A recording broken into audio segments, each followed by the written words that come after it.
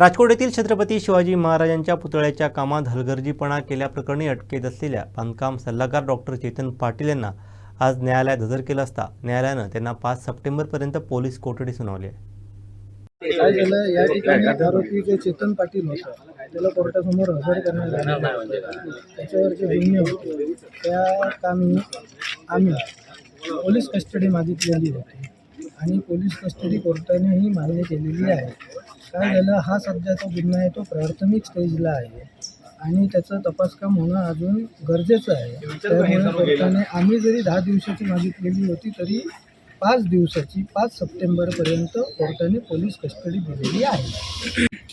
आम्ही पोलिसांनी 10 दिवसाची पोलीस कस्टडी मागितली होती, परंतु कोर्टाने 5 सप्टेंबरपर्यंत म्हणजे 5 दिवस एवढी पोलीस कस्टडी दिलेली आहे. ही एवढी कस्टडी कशासाठी मागितली गेली पोलिसांकडून? गंभीर गुन्हा आहे आणि आम्हाला फक्त एवढंच सांगायचं आहे की कोणी काय काम केलं, कोणाकडे टेंडर गेलं आणि कोणाकडनं ते आलं याचा तपासकाम होणं अजून गरजेचं आहे. म्हणून आम्ही 10 दिवसाची पोलीस कस्टडी मागितलेली होती, परंतु कोर्टाने 5 दिवसाची पोलीस कस्टडी दिलेली आहे. पोलीस जे काही तपास करतील त्यावेळेला पुढील जे रिमांड आहे त्यावेळेला काय तो निकाल होईल. युक्तिवाद काय?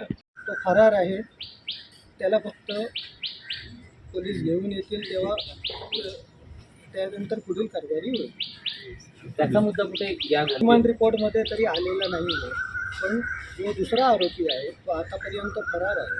त्याच्यामुळे तो जेव्हा पकडला जाईल तेव्हा येईल त्या तपासकामात काय ते समजेल.